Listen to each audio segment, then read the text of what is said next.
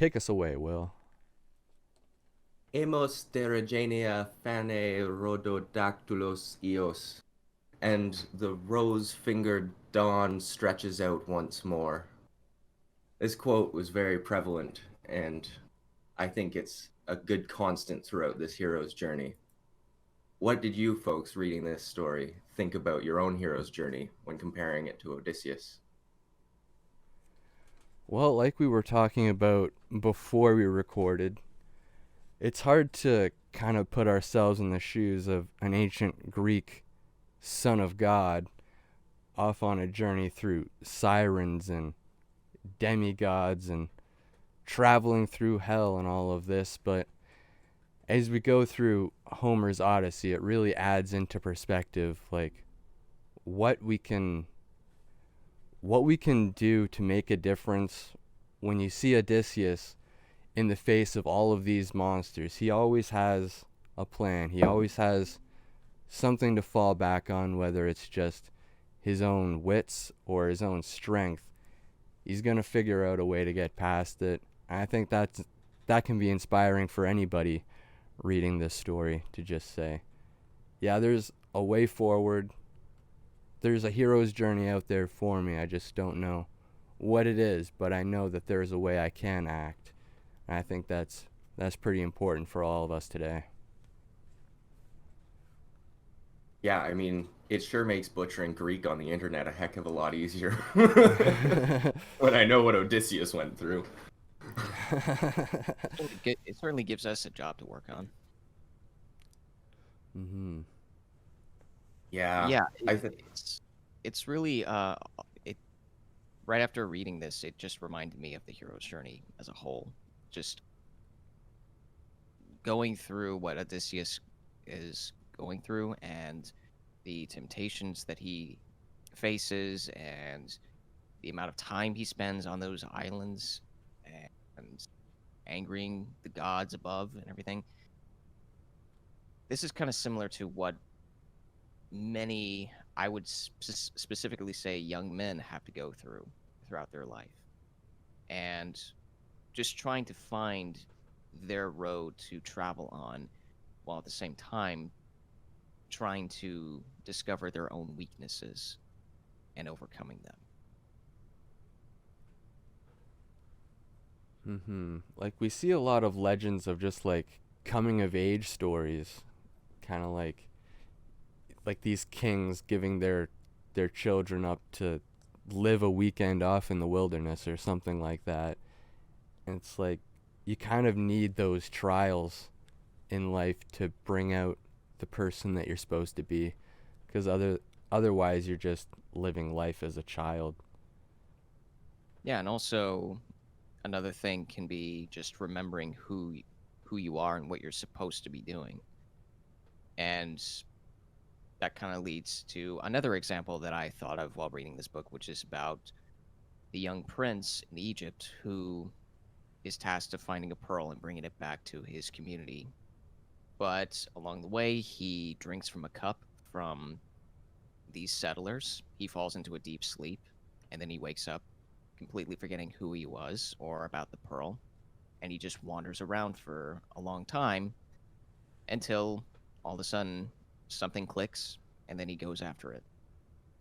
So with Odysseus, his task is just to go back home to his wife and child, only to realize that with many of these temptations around, it's kind of a zigzaggy kind of, what would you call it?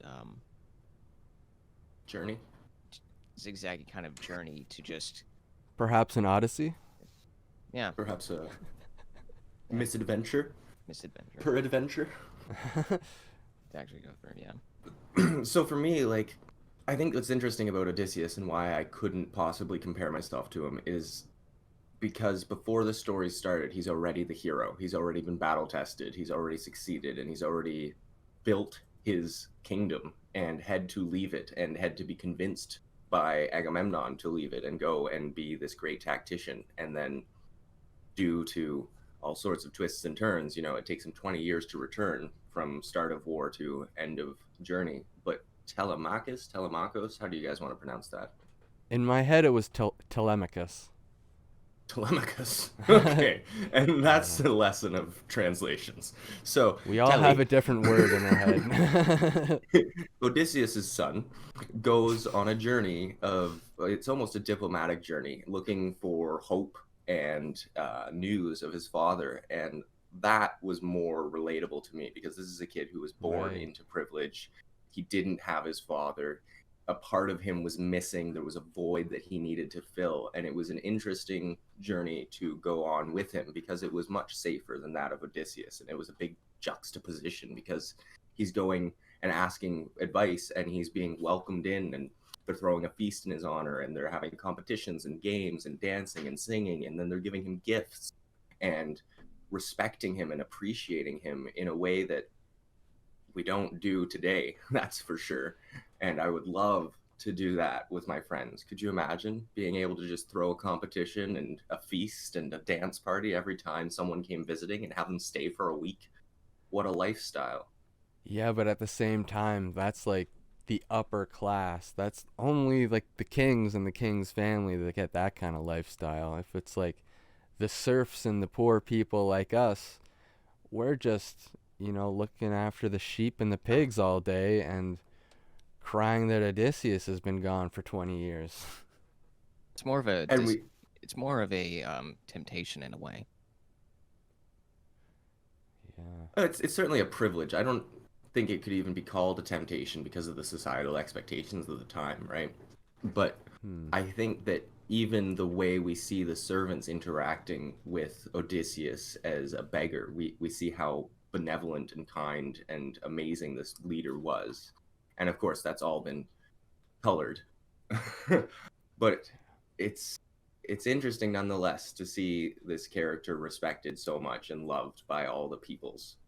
And yeah, I couldn't relate to Odysseus, but Telemachus, however you want to call it, that was interesting to see this young man with, in his opinion, no ability to defend himself or protect his land, going out to find his father and bring him home and reclaim what was rightfully theirs. That was cool. Yeah. He also, like, it tells that he also encourages his mother to pick one of the suitors that wants to go after his father's marriage bed or whatever. So, like, you can see that he's conflicted too. Like, deep down, he feels that he knows Odysseus is dead, but at the same time, he is ever hopeful that he's going to come back to the point where he's going to ship off to Sparta just to ask anybody and everybody, have you seen him? Do you know where he is? Is he dead or not? Like, I just want answers. The And the uncertainty is killing us all. and willed on by the gods, and that's something that we still have today. People have that divine inspiration to pursue something that seems hopeless, and people call them crazy, and the ones that succeed are heroes still. Yeah. I think one of the most interesting parts was Odysseus in book 9 when he was at, I don't know how to pronounce any of these names, guys. The Phakians? Okay. Yeah, How I do you think it's- pronounce it? I'm not sure. All It right, was so different he's at every this time. island, and he shows up, and in his natural way, he doesn't give his name, and he hides his identity, and he hides his upset under his cloak. But then finally, they ask him for his story, and he recounts all of these tales, and they're epic, right? Like, they're literally epic. This guy has gone through just the most crazy trials, and is still going through them, still enduring, has lost all of his companions to sea, and has been forced to commit himself to a bed of a goddess for 9 years in a cave with all the luxuries of the world. But still, he breaks away from that to return to family and love and home. And that sort of love is higher even than the one that he could foster for the goddess. And that's pretty powerful stuff. See, this Yeah, this is where I started my whole theory about like the sexuality and like the femininity in the Odyssey, because Like in the Bible, you would never see something like this. And this is, like, for all we know, a little bit older than some of the oldest texts of the Bible, if not around the same time. We know it's before the collapse of the Bronze Age, so it might line up with some Old Testament business. But like, it prizes like monogamy and sticking to one love partner as a virtue. Like, it presents that as something that you should strive for. Whether or not this was written by a woman, you could say that it presents a whole different idea than some of the other ancient texts have. Because, like, Odysseus never wants to become a sexual, partner to any of these otherworldly gods. He wants to stick with the one that, he's in love with. And that sounds a lot more like a female fantasy today than a male fantasy of 6,000 years ago. So I don't know if I'm articulating that well enough, but those are just the things that pop into my head. Well, in a way, it reminds me of what Jordan Peterson says about finding a partner, romantic one, especially when you're a higher status, and that is just to pick one, never go after multiple.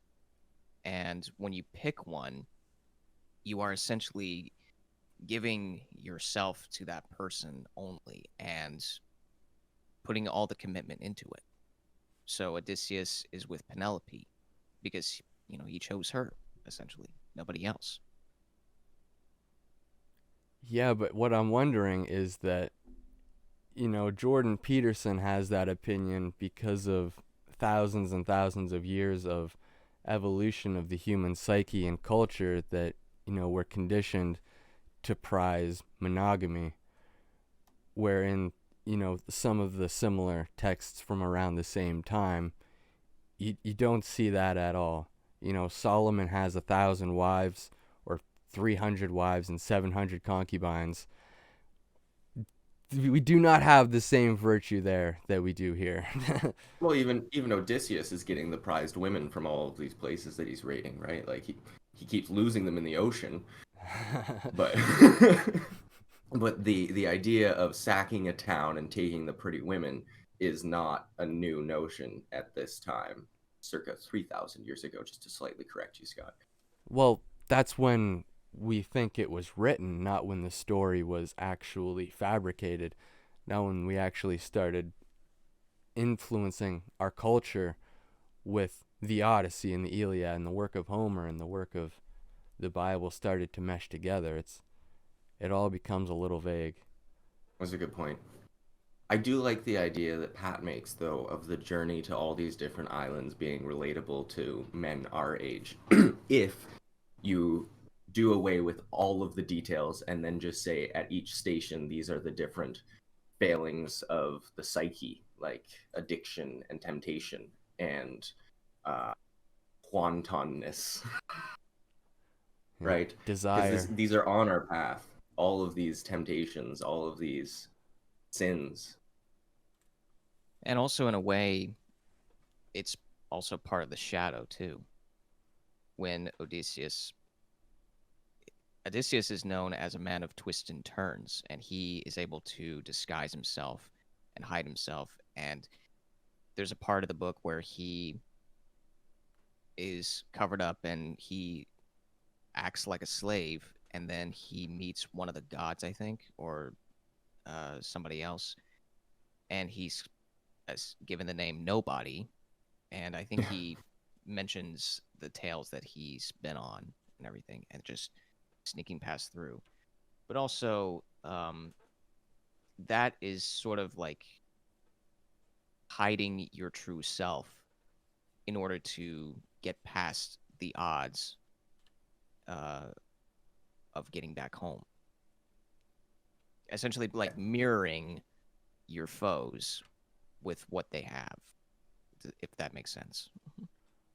Ever the clever tactician. Yeah, that Nobody tale with the Cyclops, son of Poseidon, in his cave was ridiculous. I don't know how your translation happened, Scott, but it seemed so simple and in such a plain English language that it couldn't possibly have been the truth in Greek, but it was funny nonetheless. Yeah, it went kind of quick in my version. Like all of the really weird tales, like the sirens was like 2 pages.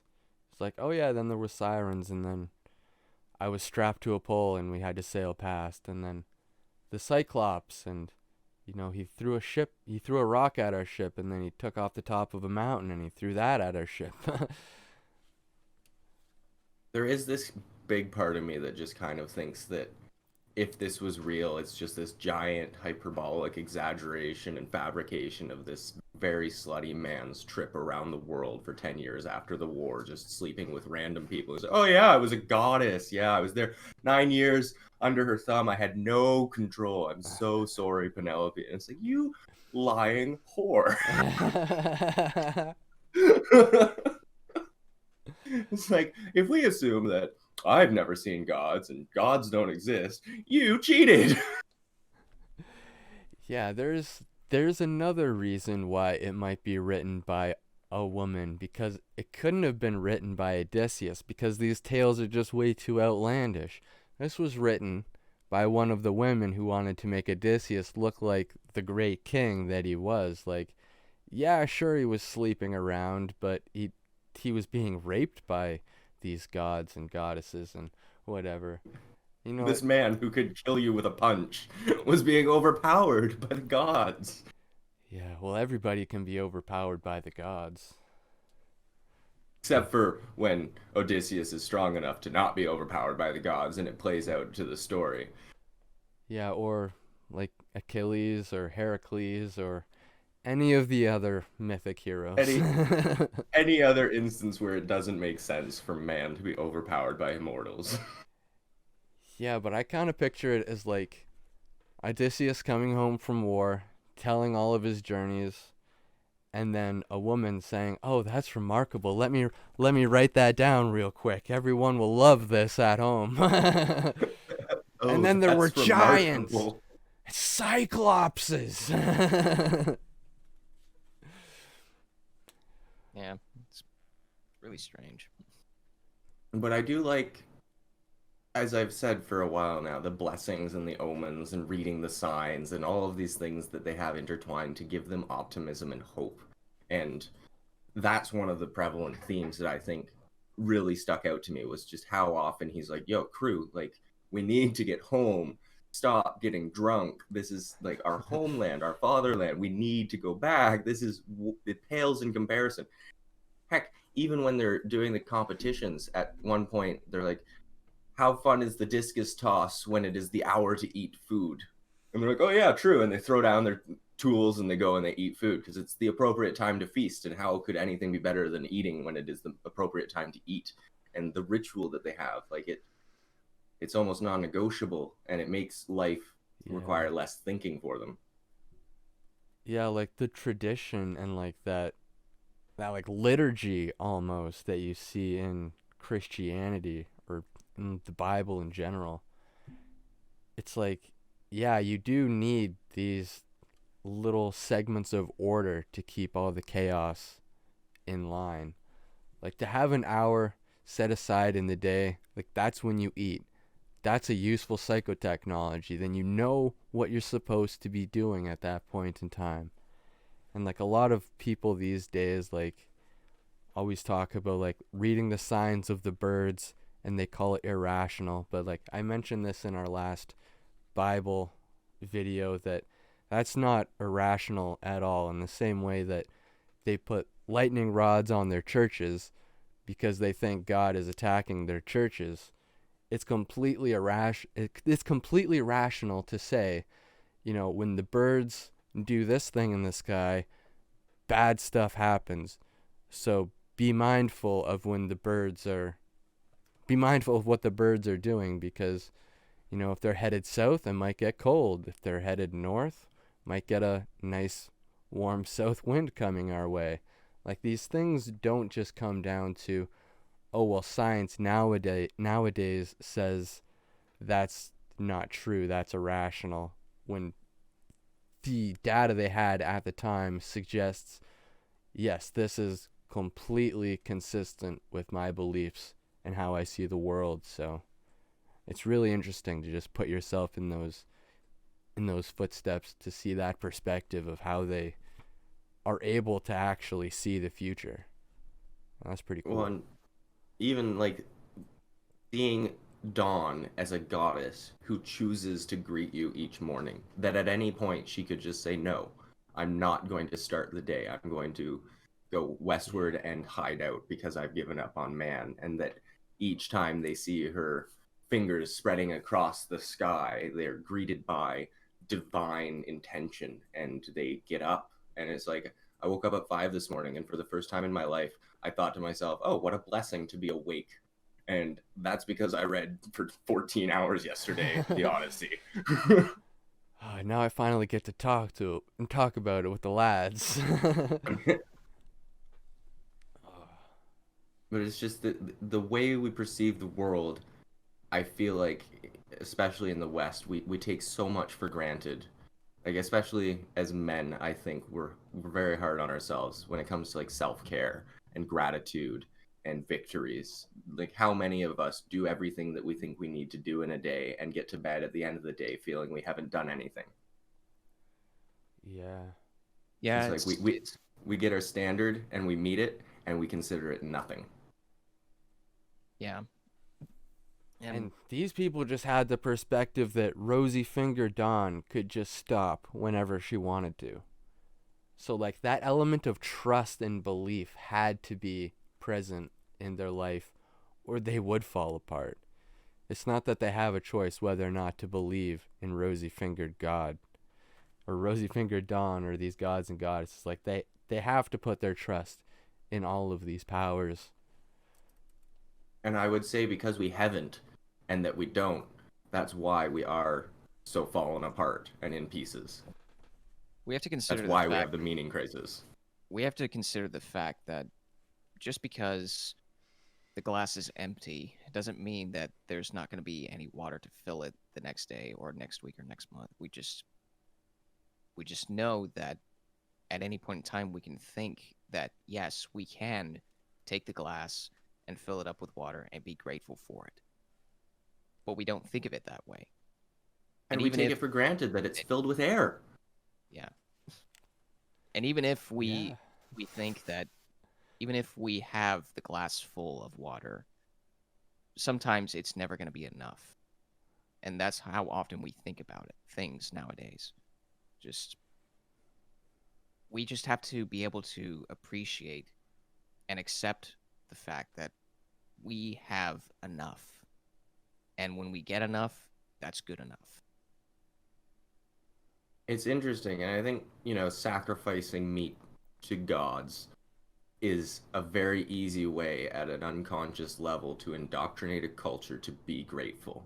Like, if you are sacrificing to gods, every time you see a friend, you're like, oh, my friend's here, let's sacrifice a cow thigh. Like, you're gonna always be grateful. You're gonna be constantly looking for reasons to be grateful. Every time you go out on a quest, you have to do this big wine spilling and sacrifice to the gods to make sure that they're appeased for your journey. Like, you're programming your brain at an unconscious level to look for excuses to embolden yourself and be grateful and have luck on your side and have ambition and aspiration and hope. I'm not saying we should go back to meat-based sacrifices, but there's no reason that we couldn't, I don't know, burn some sage. You say a little prayer before you leave in the morning, accept the fact that there is fatality in this world, and love your loved ones before you leave. Yeah, I always think of the complete contrast between how people these days view like ancient animal sacrifice and how people view just recent like Native American history, where they prided themselves on using every part of the animal, and they were thankful to all of these spirits or gods, however they articulate the spiritual powers. But like, how how is it that we look at these ancient cultures sacrificing animals like so much differently than recent Native American cultures that we prize so dearly? Like these guys had it right, but ancient the ancient guys over here, they were doing something barbaric. When you really compare the two, they were just doing the same thing. They were giving thanks for this animal that the gods or the spirits have were kind enough to bestow upon this little tribe to be lucky enough to eat dinner for a night. I think you're blessed with a good opinion and perspective and insight to the native peoples that is not shared among North Americans. And if you were to ask my father, he would tell you we have spent a very meticulous amount of years curating a curriculum that shows us the native cultures as barbarians in loincloth gathered around a fire pit outside of a teepee, and not the true culture of their times that was as intelligent as it was and had built cities of palisades, and that we've Yeah. been dumbing down this perspective and ignoring the cultures and the peoples that we committed genocide against to found these nations. Yeah, something happened there down the line. That's a generational gap. There was a year where they were just, what are we teaching these kids? Like you watch like Disney's Pocahontas and it's like, what are you singing? Okay, that's a little sketchy. Well, it's like these are the people that literally guarded the entire nation and held back the French and the English for 100 years. They couldn't get into the St. Lawrence, and they had to teach them how to prevent scurvy because the Europeans had no idea what the heck they were doing. They gave them the pelts to stay warm. They taught them about the region.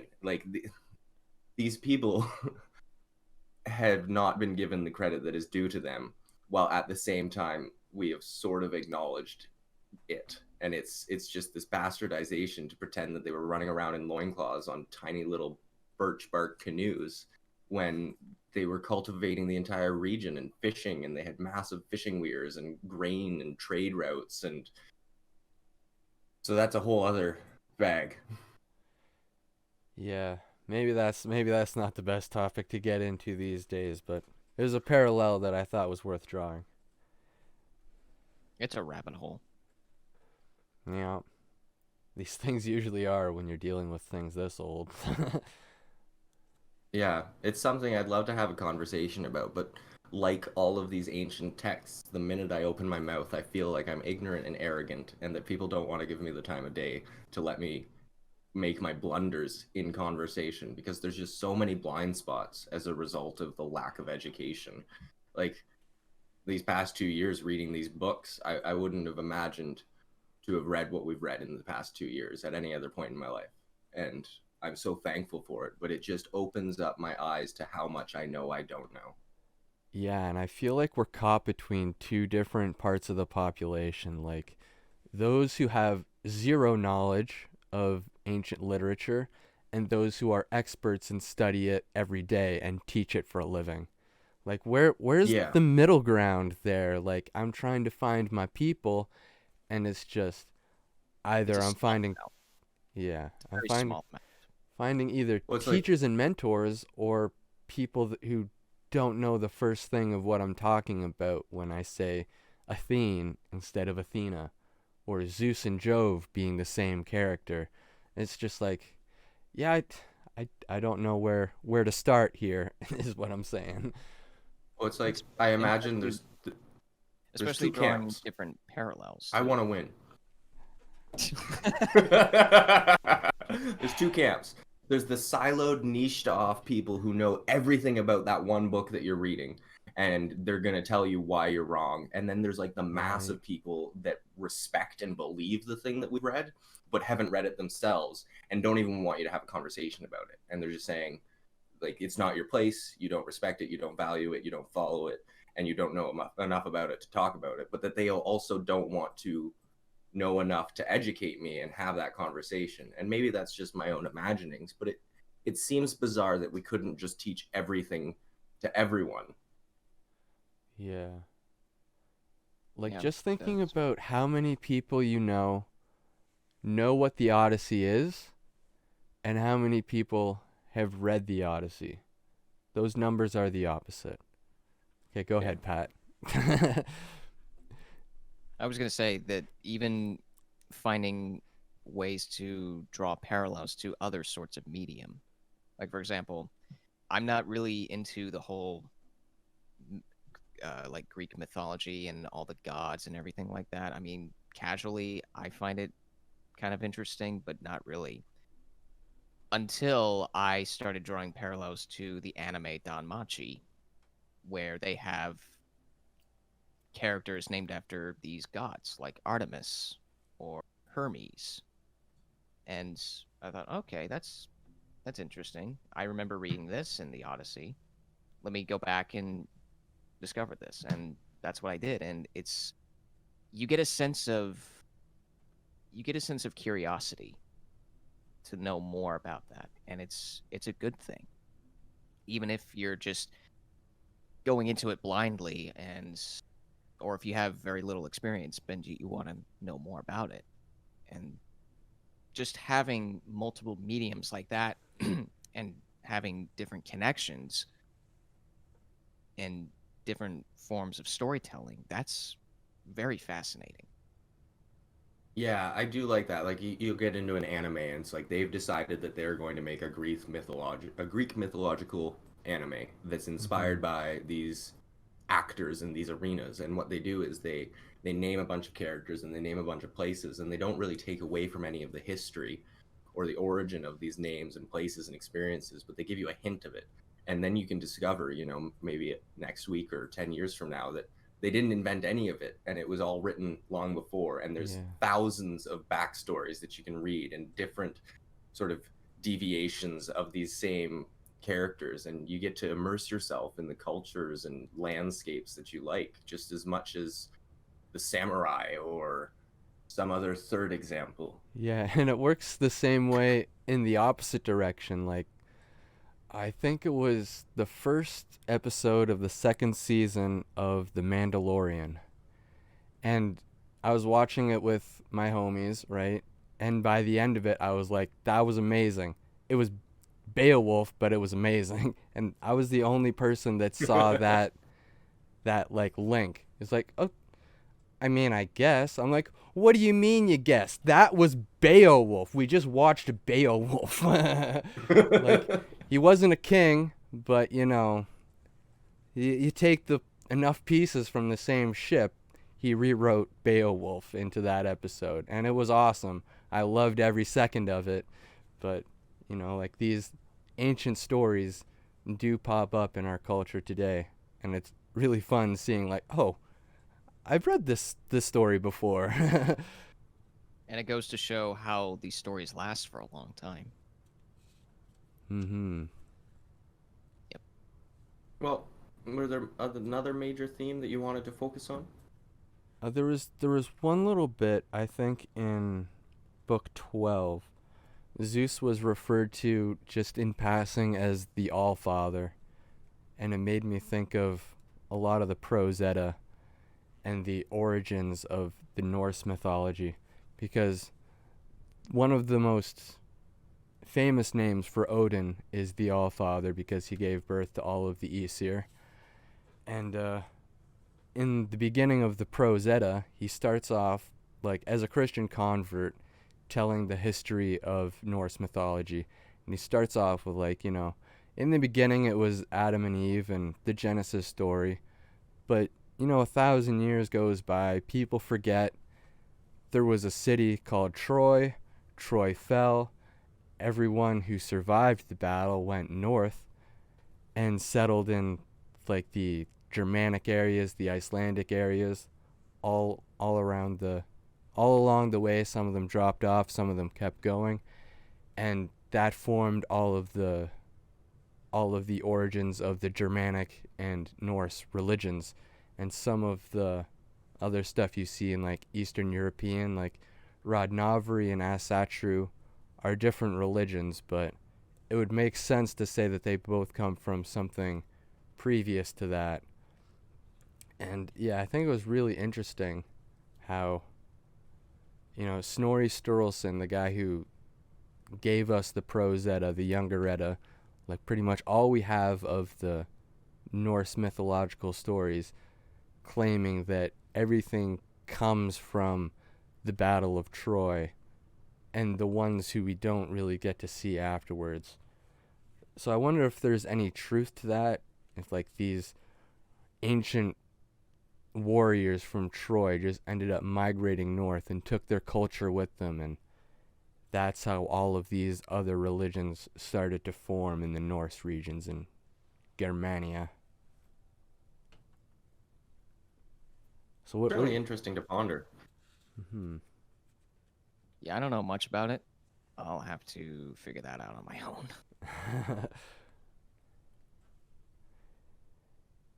I don't know. I have a hard disconnect with all these myths, sort of believing that anything about it was real. It's like where does the inspiration come from if not extrapolating from history and events? But I don't know. Yeah. You could also make the argument that, you know, the Prose Edda was written around the year like 900 to 1000, like in the Common Era after Christ. So he could have just been, reading some of the same ancient texts that we're reading and come to the logical conclusion. Well, if Troy was around Turkey and Troy fell and there was some survivors of like Hector's family and they had to skedaddle and run north, that would probably be their best option. You could just see him doing like the mental gymnastics to say, oh, this is obvious that we're descended from the Trojans. That's what it is. That's why we're so great. It all makes sense now. But then again, like they have found evidence for, a big battle going on back in the day, so not just from like other texts, but like archaeological stuff. I'm not sure how much, but there are a lot of historians that say the Battle of Troy actually happened, and just as many saying it didn't. So who am I to say either one of them are right or wrong? Yeah, Yeah, I think it's really hard to tell. but putting all that on the back burner, I do like the concept that they have about death and the shades, and the assembly of shades chapter was another one where it's this belief system that, everybody that you kill ends up in the afterworld, and there's nothing to stop someone from just rolling up and being like, hey, how'd you die? So it's like there's no secrets among the dead, and everybody's thinking about you and constantly wondering what is going on, and there's nothing stopping you from just being like, hey, so what do you think about this? And going in and checking on Achilles and him recounting the tales of his battles and celebrating Yeah. his life. And it's an interesting belief system that the dead think of you and tell stories about you and hang around and are willing to share what they know with you, that nothing is lost in death. Yeah, and like that afterlife image looks a lot like the Norse mythological afterlife too, like hell and Hades, very similar. So it's hard to make the point that they came from different sources, especially when you see like other contrasting stories of what happens when you die. Like in the Old Testament, they just say, well, you sleep with your fathers in Sheol. That's a pit in the ground. There's no actual consciousness that happens after you die. And the Buddhists who say you get reincarnated, it all came from like Homer originally, that said, oh yeah, you can hang out with other shades when you're after you're dead. When even Dante's Inferno, right? Like the imagery that they describe it with just reminded me so much. Yeah. Like really Christianity gets all of that stuff from the Greeks too. So yeah, I I don't just know. I kind of anticipate that, if we ever do invent time machines, we're gonna go back in time and we're gonna discover that There was like one guy with one idea, and then everybody else for hundreds of years was like, ah, I like what you're doing, but what if there was elephants? And they just kept going, just like mutating the same idea, and then eventually, it gets so far from the origin that now someone's using that as their basis of mutation, and you get these things that all stem from the same one guy with one idea. He's like, fire sucks. Maybe that's what happens when we die. And it doesn't take long for an idea to get completely changed to like the opposite of what it was. Again, I'm going to bring up Star Wars. But you look at the original trilogy, 1977 to 2020. That's not a long time. But somehow the sequel trilogy is unrecognizable from the original trilogy. So, take that how you want. That's just my ranting as a Star Wars nerd. Well, it's a good argument because Star Wars is modeled after the hero's journey. I don't know if there's a hero's journey that is older than the Odyssey. From my understanding, it is one of the seminal hero's journeys that we get. Well, there's that movie, Oh Brother, Where Art Thou, which was inspired. That did not come out before the Odyssey. It's a good movie. Medium, though. I'm sorry, Pat. Oh, I love it. Like maybe the Epic of Gilgamesh? What's the time frame on that? Is that even a hero's journey? Yeah, I guess. He's another one of those like kingly characters though, so like the Star Wars hero's journey is all about the underdog, right? But when you look at the Odyssey and the Epic of Gilgamesh, that's like the kings of their land, the King of Kings, saying, how do I keep what I have, and all of this. But yeah, I think the Epic of Gilgamesh and the Odyssey, these are some of the oldest heroes' journeys, the oldest stories. The notion that these concepts could reach this far into the future, assuming the universe wasn't created last Tuesday. Yeah, they give credit to the Sumerians for like inventing writing, so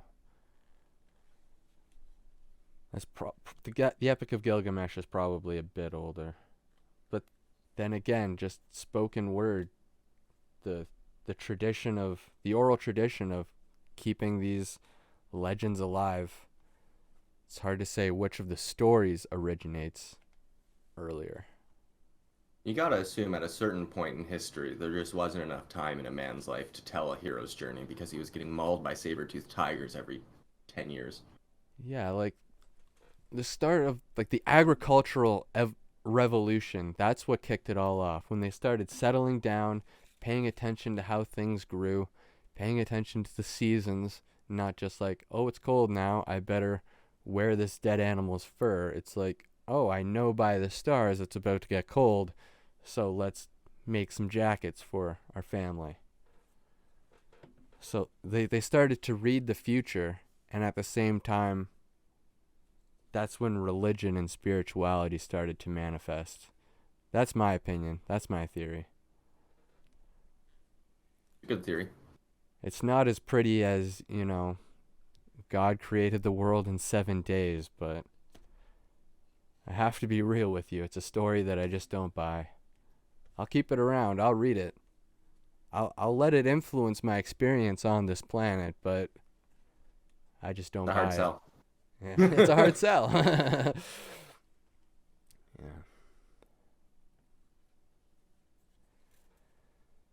But it begs the question, if it's hard to believe that, and belief is good, where do you land? How do you choose your own mythology that resonates and synergizes with your own existence? Like we've just talked for like 40 minutes about how having trust and belief in some higher power will offer you focus and benefit you in life. But at the same time, I just can't lie to myself, Not saying that your religion is a lie at all for anybody listening at home. But to me, I can't convince myself of it. You have to listen to that voice inside your head. Yeah, and he's telling me not to trust any of these people. They're all shysters. It's funny you say that because I don't have any difficulty lying to myself. I'm a smoker. It comes naturally. I can easily lie to myself. But the big lies, those ones are harder to swallow. And I just don't know what you do when, like, belief is good. Here's the thing. You can lie to yourself, but at the same time, I don't think you get to consciously pick and choose what you actually believe or trust. I mean, like if you have like a best friend and they like murder your family, you can't choose to trust that person again. You can't just decide, yeah, I'm gonna believe you and everything you say. I'm gonna trust you. It just doesn't work that way. Like that person has wronged you already. You can't just go against that part of you who feels that pain already and say, yeah, you know what? I trust you and believe you. I think I could make an argument against that line of thinking. But there's no need to, right? Like, that's a good, healthy boundary. If your best friend kills your Yeah. family, maybe cut off ties with them. It's a But, like, it's a poor example, but I just if they were compelled to, like maybe you could, because trust is a choice and it takes commitment and it takes reciprocal action, and you got to be able to feel the room and see if they're willing to be trusted and be trusting. But that is so aside from the notion of agape, right? Like this freeing love of yeah. creation that is looking after you and has your best interest at heart and puts on your path those things that will fire you in the lives that create the beautiful gold of existence. And I'd love to think that, some higher power created us all and has our best interests at heart, because that makes forgiving others easier. It makes forgiving yourself easier. But I don't, it's too easy. And Just I because think it's easy doesn't mean it's true. it, like, I'd sooner believe in something that connects us all, get away from the concrete definition of it, but and believe that, at its core, humanity wants to be that agape. It wants to be the parental love and acceptance and hope of all creatures. And I think I also like to believe that love, one small act of love, carries the weight of 10 acts of hate. And I don't know if that's true, but I'd like to believe it, and I'll see if I get to believing it eventually, because Well, it, it's it like certainly makes it easier to do good. it's one of those things that if you believe in hard enough, it is true. Like, you ever heard the phrase a stitch in time saves nine? Like, it's not true all the time. It's not a mathematical equation that you will save 9 stitches if you correct yourself in time. It's just no, it's you're gonna benefit yourself if you look at things carefully enough to catch your mistakes before they get out of hand. But yeah, at the same time, it's like I can't. I really don't think trust and belief is something that you're able to choose. I may be able to be convinced of that later on, but to say I want to believe in God, or I want to believe in Zeus, or I want to believe in reincarnation, I want to believe in aliens, all seem to be as equally as unfruitful of things to focus on. Yeah, well, it's afterlife. Maybe not the aliens, but it's like I want to believe in something that gives me the power to do stuff with people on this planet in this lifetime. Yeah. And I don't want to toil away hoping for reward in the end. Like, I want to be the parent to my own experience.